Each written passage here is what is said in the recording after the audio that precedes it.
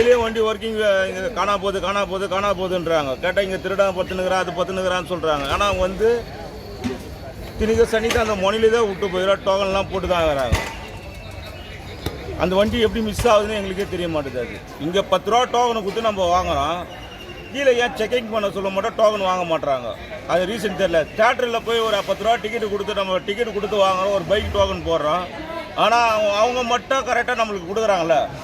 இவ்வளோ பெரிய நிர்வாகம் பண்ணுறாங்க கோயில் விஷயத்தில் வந்து அவனுங்க ஏன் இதை பண்ண மாட்டுறாங்க?